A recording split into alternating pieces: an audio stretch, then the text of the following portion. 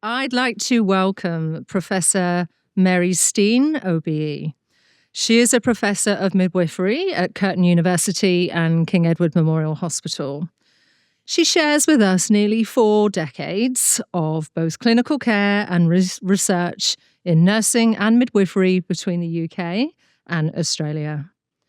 She describes herself more as a meerkat, though, and always looking for the next research opportunity and project, whether that be care of perineal trauma after childbirth, empowering midwifery-led research, feeling about women and their partners and being engaged in their care and holistic patterns, and really managing emotions in parental relationships and those within families. She also has expertise in the development of communication and digital systems, and you've done this across the world in developing places, but we really need you in King Eddie's, clearly, for one of them. But no, it's my pleasure to welcome you to the stage. It's the only meerkat I know with an OBE. Dr. Vincent Mancini. He is a clinical psychologist and senior researcher fellow at the Kids Institute Australia. With a PhD in clinical psychology, and now you're rather expensive, 4.2 million in funding that you've attracted, ranking the top 10% in level C psychology academics in Australia. When I think about you, and we discussed you'd like to be a Tamarin, wise, kind, superior social skills, and fabulous facial hair. What I really admire about you, Dr. Mancini, is your authenticity. Okay, when we've spoken before about the work that you're doing in supporting fathers through this complex journey, it's really meaningful work, and I feel that your work is beautifully aligned of your clinical skills that you have and the research focus you bring. So we're delighted to have you both today doing a joint presentation for us on striving for perinatal mental health and wellbeing. Please welcome Dr. Vincent Mancini to the stage, and we'll take it away. Thank you for inviting me to present today. And obviously, we're looking at a subject, mental health and wellbeing. And I have been a nurse and I've been a midwife, like you said, that stretches 40 years. And I've realised we can't work alone. And that's why no matter where I go in the world, I will connect with all the professionals to help deliver the best care we can to women, babies and their families. So the aim and objectives of our presentation today, we want to explore why it's important to strive towards a positive approach to mental health and wellbeing during pregnancy, birth and following birth in the first 12 months. But what I want you to take from this presentation, if you don't take anything else, because you will only take so much, to acknowledge what we call the parity of esteem as a key concept and understanding that mental and physical health have equal importance. And I first got that from Norman Lamb. He was the shadow minister in the United Kingdom when I was doing a lot of work with fathers and mental health. And it was our MP at the time that was really raising that. And they are doing that in the UK now with the NHS, the new 10-year plan. They're really focusing on this. And rightly so. Why do we separate physical and mental health? They're entwined. And we want to consider both maternal and paternal mental health and wellbeing, and we're going to do that between us because it does promote healthier relationships and healthier families and communities. Remember, we're all part of the community as well. And really to increase that awareness that it takes a village to bring a child up. And it doesn't stop at the hospital gates. Primary care, we want a seamless service, and the importance of integrating research, education and clinical practice. So introduction, we know women who have existing mental health problems are more at risk of relapse in pregnancy. The evidence is there.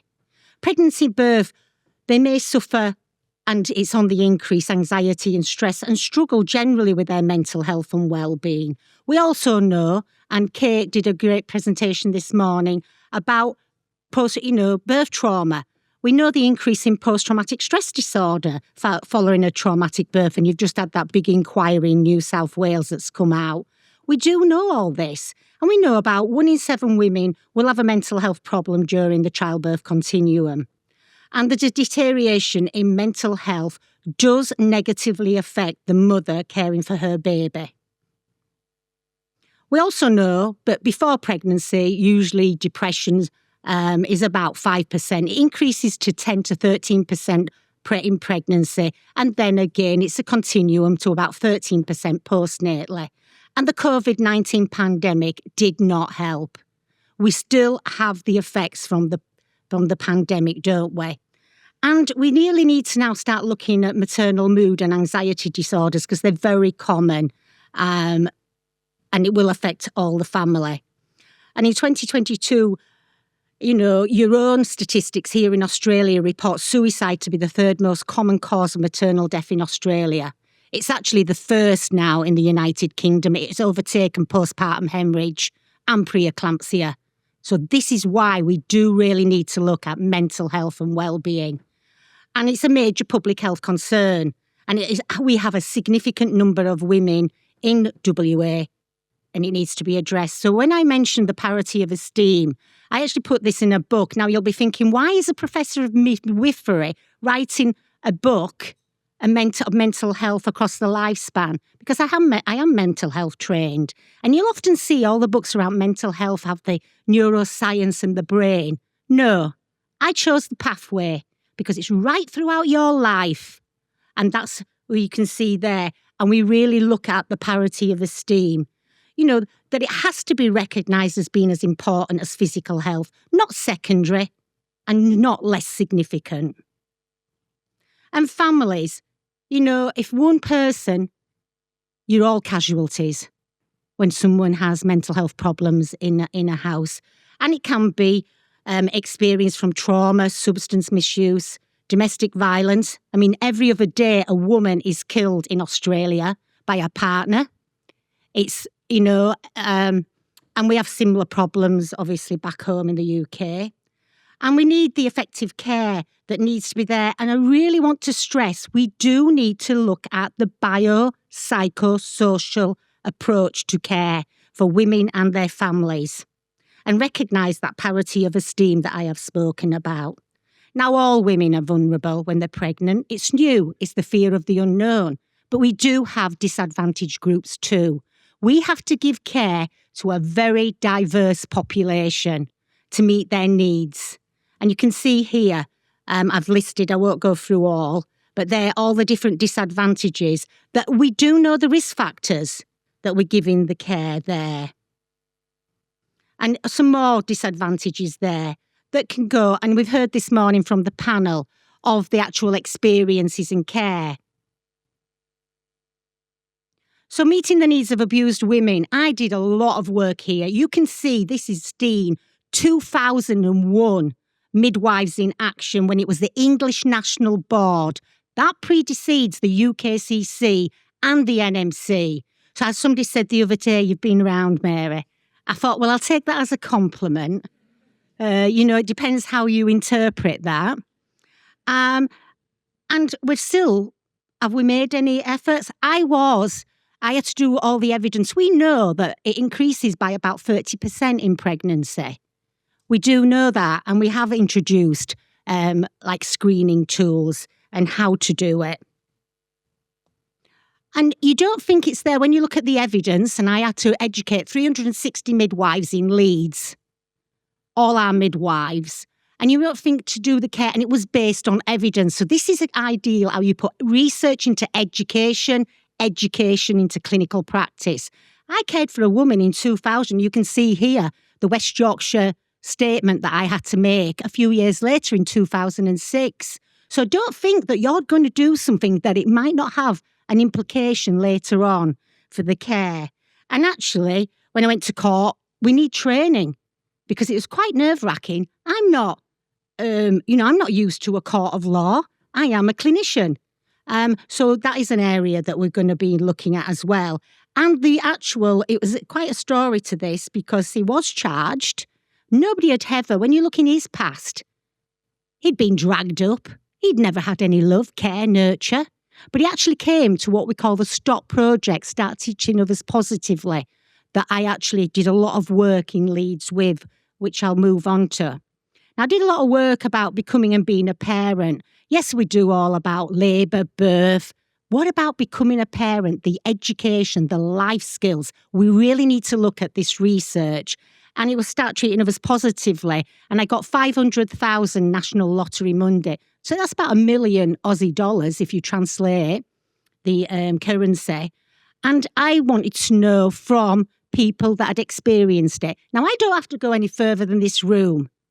If you're not being in a relationship, might be you, might be your mother, might be somebody, you might have been the child growing up. It's that close to everyone. I don't have to go further than my own family. I don't have to go further than my own profession. My head of midwifery, Anne Geddes, who ran all of St. James's, she was actually killed by her partner. So we don't even have to go that far. So we actually run this charity, Start Treating Others Positively, to make a change.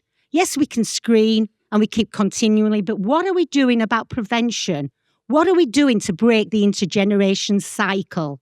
We need prevention, and we're going to do much further work on this. So I did a lot of work, and it was co-designed. And we put together Becoming and Being a Parent. And we used the STOP tools and techniques, and we evaluated it at Liverpool Women's Hospital in the northwest of the UK. And it's gone there. And actually, that's been, I evaluated that in 2013, 2014. So it's like when you get married and you used to put things in your bottom drawer. Probably young ones don't now, but we had to do that, you know. I get things out my bottom drawer. So this is going to come to King Eddie's. We're going to be looking at parent education. So watch this space. And because we got good results. And that man who actually did go to prison came out. He was frightened to come to STOP. But he came, and we have an open door philosophy, and he actually learned. He stopped denying, he stopped minimising, and he actually moved forward. Like I said, we can't do anything what's happened, but we can move forward from this day forward. And he did. And about care, we heard this morning from the panel about, like with the trauma, you think of all those emotions and everything, doing a lot of work around self-compassion at the moment. And it does help parents. We did a big review, and it helped parents that had children with extra additional needs. So it does with people that have parents that have had learning disability with children. It's going to work for all parents. So we are looking at this. We're just finishing a review with self-compassion and infertility. And one of my researchers in Denema, Lauren Roberts, is looking at self-compassion and perinatal loss to give you those skills. And it's based on the Buddhist philosophy. In the Western world, we don't really like to what they call the three noble truths: aging, illness, and death. It will happen to us all. And the that's the three inevitables. And the four noble truths: suffering, cause, sensation, and a pathway out. We go straight in for the cause. But you look at other cultures, they will look at some time in your life, we all suffer. And it's how we can accept and how we can give ourselves care. And that's bonding and attachment. We did a huge project on baby massage, and that helped with the bonding and attachment. And you can see here how important it is. And we're going to look at that as well. Experience of trauma, as Kate was talking about that this morning. It is complex. There is women's experience, a relationship between their experience of care and health and well-being. I remember recently talking to a midwife back in UK, and she'd done some research. And I remember her as a student, Hollinder et al. She just published in 2017. And she made such a profound statement that stayed with me. She says, Mary, it's not the interventions, it's the interactions that make the difference when we give care and support to women, babies and families. And you can see there, when we're in an emergency and how we're going to give that care. And why sometimes that, yes, they will suffer from birth trauma, will the people we care for. And also when we're giving care, like I said, we have a lot more research coming out with secondary stress and moral distress now. And midwives' experiences, you can see here how we can actually suffer and how it is important not only to debrief women, but the care and support that we give each other. And this does happen to all health professionals. So again, I will remind you, it takes a village to bring a child up. Now, there's lots of evidence about a befriending approach and support, and the really good evidence of how do we link that seamless service and the community peer support, what they call community mothers. We need to get back to that. We need to learn there because it is very beneficial. I mean, and when you said the birth trauma, they might not want to talk about it straight away, but something might trigger and it may happen later. So yes, and does anybody know what the term alloparenting means?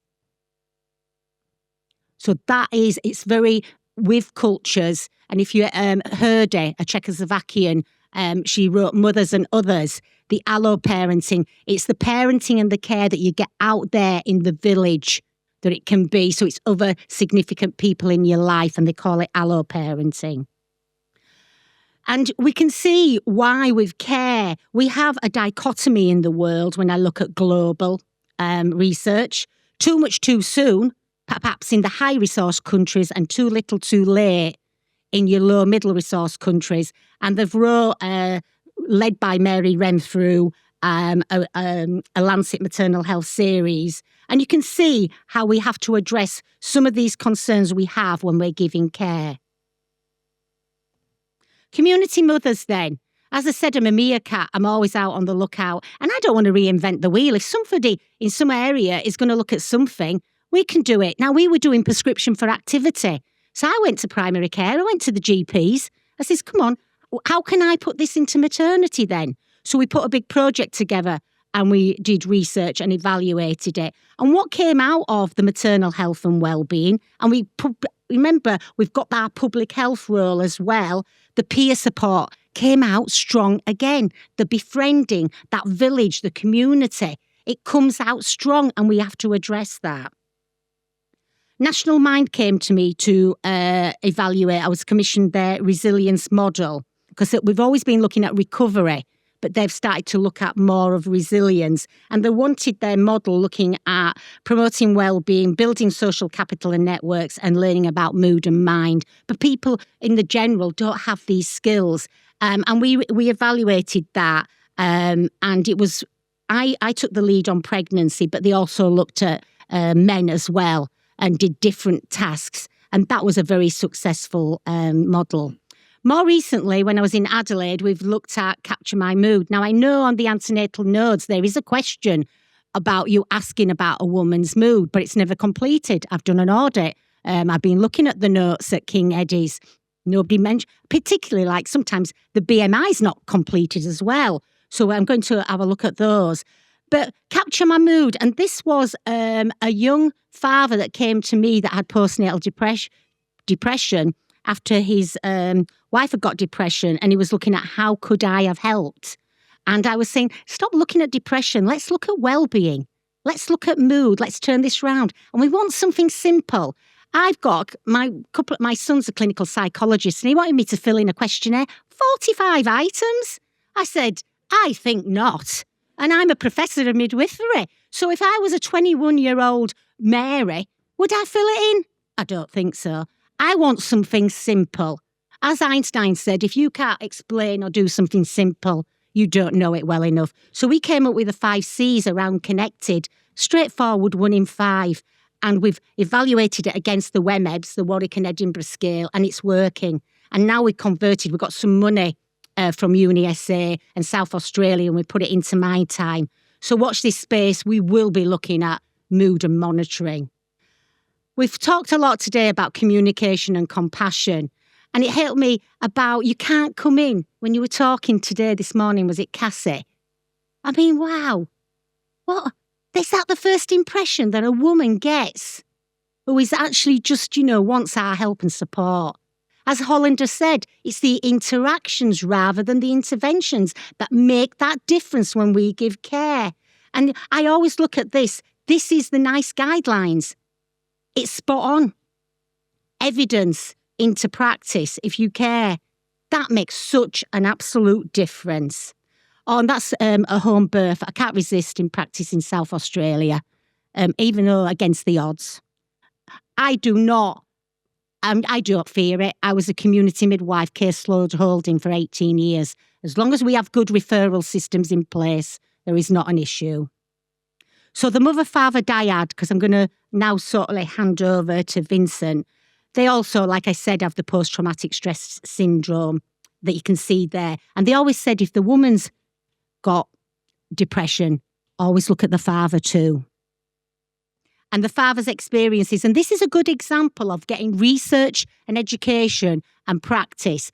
I wrote a metasynthesis in 2011-12 for the Royal College of Midwives and the Royal College of Obs and Gynae and the National Childbirth Trust, and I did their guidelines. And I did a big metasynthesis that included 21 studies. And it was saying that what we all would know, the father's on the periphery, he gets information secondhand. And I came up with the solution when I looked at it all, that the NHS, and it'll be the similar health service here, it went down like a lead balloon, by the way. They can only deal with two types of people, patients and visitors, and he is neither. He is the partner and he is the parent. And on that work, Steve Kennedy, who was a guy who set up birthing dads in Australia, had his own experiences of postnatal depression, got in touch with me, and that research that I led on has actually steered him now to do Prepare Foundation. And it's a course for dads anywhere in Australia, free online, and he's actually asked us to evaluate.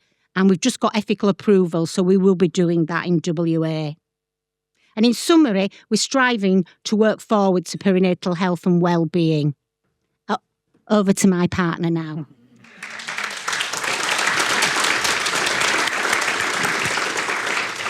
Thank you. I've got the difficult task of following after Mary. So if I can be half as motivated, I think I'll consider that a win for me.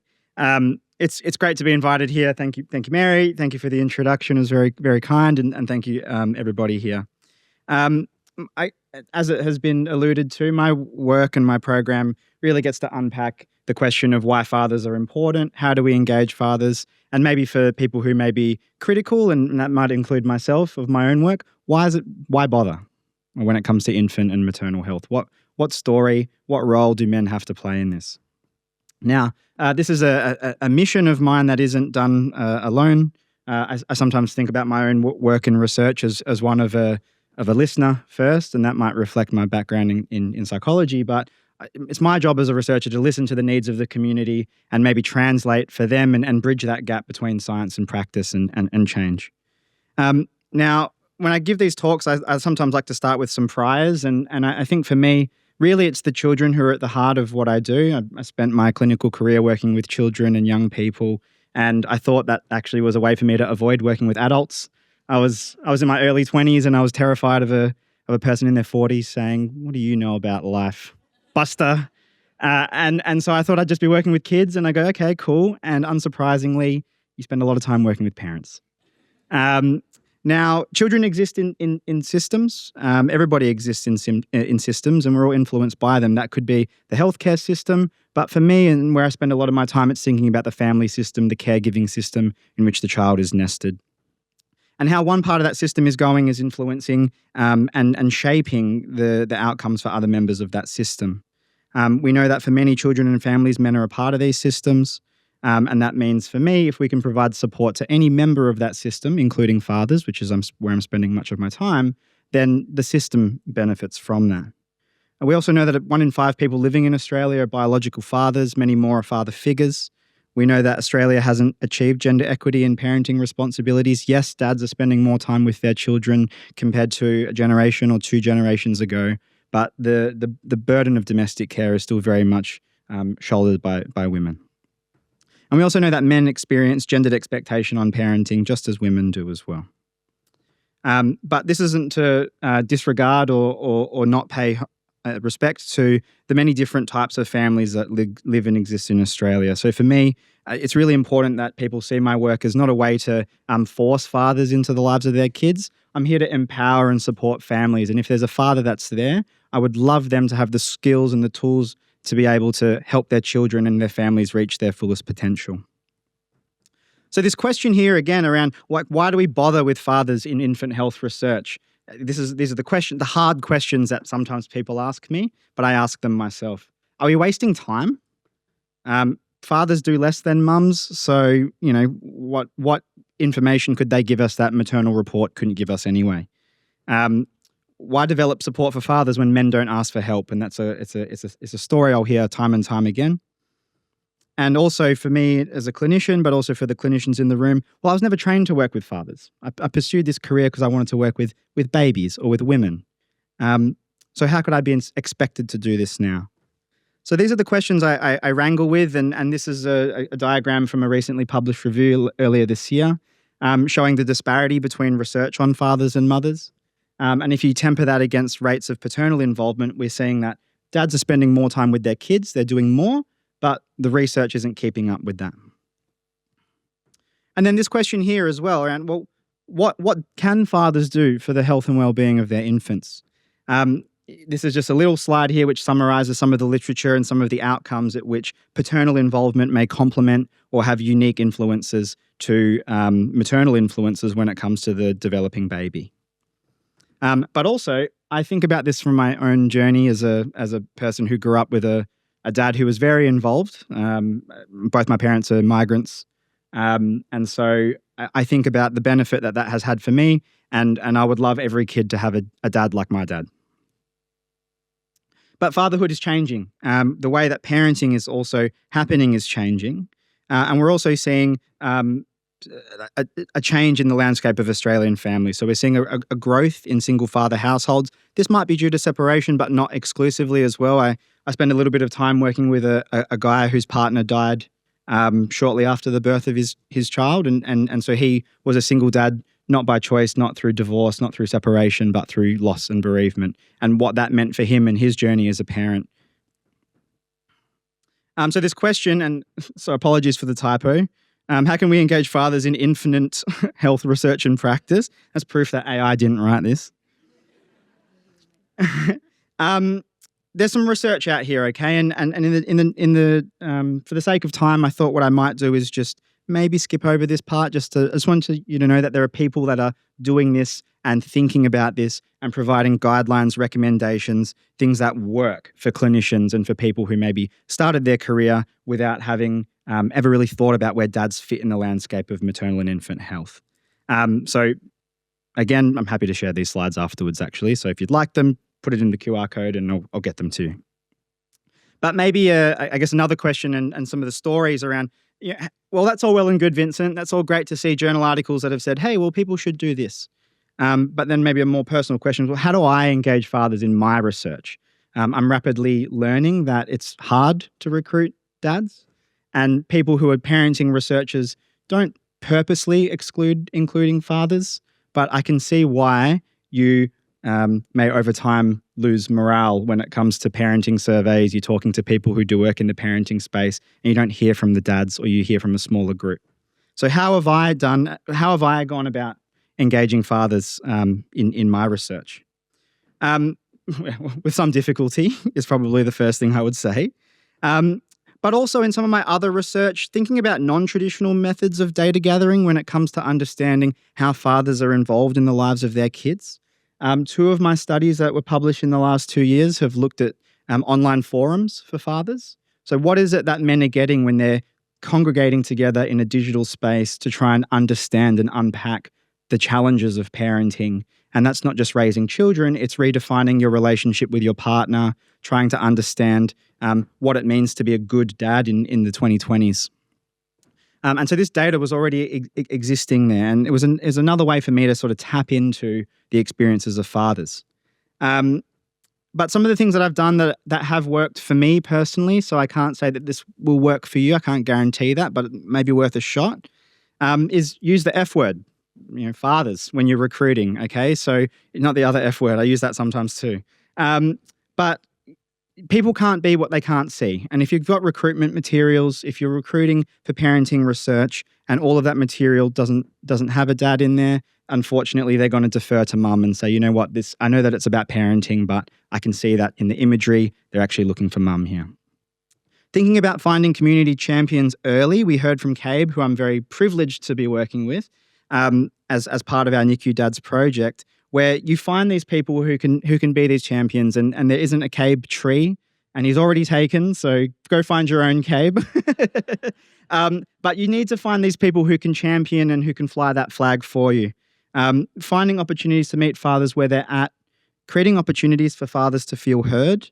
And also, I think the thing with child health research in general is that people need to understand why. Okay, they're coming to talk to you. And when I talk to you very briefly about our NICU Dads intervention and engaging with the families here, we're asking these families and we're asking these fathers and these mothers to come and talk about what is ostensibly the worst part of their life so far. Okay, it's a horrible experience. We had people who had the complete continuum of what it meant to have a preterm unexpected baby, including dads whose baby didn't make it home. And we're asking them to come in and sit in a room with strangers to tell us about what it was like for them. So of course we need to explain the why, okay? Because they're giving us they're bearing their souls with us, and it's the least that we can do, because they're there not to have a talk fest, not to vent, not to say that this was hard for me and it's always been about my partner and I'm upset by this. It's none of that. It's that they want to help actually alleviate some of the suffering that other families are going through. And so you as researchers need to make it our responsibility as researchers to explain how this contribution, how their stories can actually help to alleviate the suffering of others. So as a brief background, and I'll wrap up very shortly, we've been very fortunate to have received some significant funding, firstly from Helping Little Hands, actually, which is what allowed Cabe to join our team here at the Institute, but then also from Healthway as well, to see what we can be doing in NICUs here in Western Australia when it comes to supporting fathers. We know that family integrated care, or FICare, is the gold standard model of treatment for preterm babies and their families. And so if you think about that terminology, family integrated care, how are we doing all of these things? How is the healthcare system prepared to work with families, to integrate them into the treatment and care of their child? And what does that care look like? I also would like to acknowledge that Western Australia is actually one of the only places in the world that has a perinatal and infant mental health model of care that makes explicit mention to fathers. So I know that we sometimes get a bad rap in WA about, WA stands for wait a while, but actually, you know what, we're doing a really great job. We're leading at the forefront, and it's something that we can be very proud about, that when we're thinking about infant mental health and what parents do, they use the F word in there. And we also know in the literature is that the benefits of a father's involvement in the NICU, it's not just for them. Yes, they benefit, but how do women benefit? How do infants benefit when that critical part of their caregiving system also receives support within those same four walls? Now, I won't go into the detail about what we've done. I'll maybe leave with this. No, actually, I won't leave with this.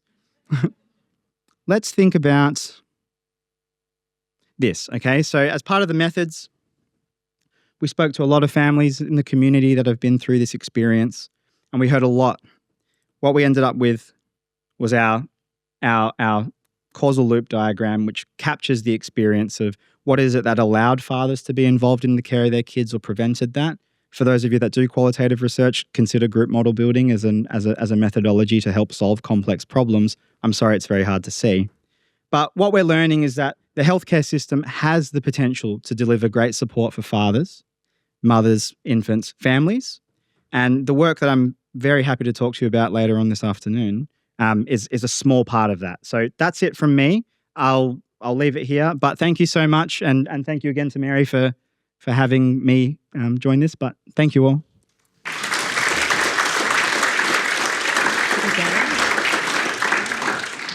See, I told you they were incredible. It's so amazing to hear you both speak. And I think it's just, again, such genuine, such meaningful work that you're doing. And I've got newfound respect and fear of meerkats now.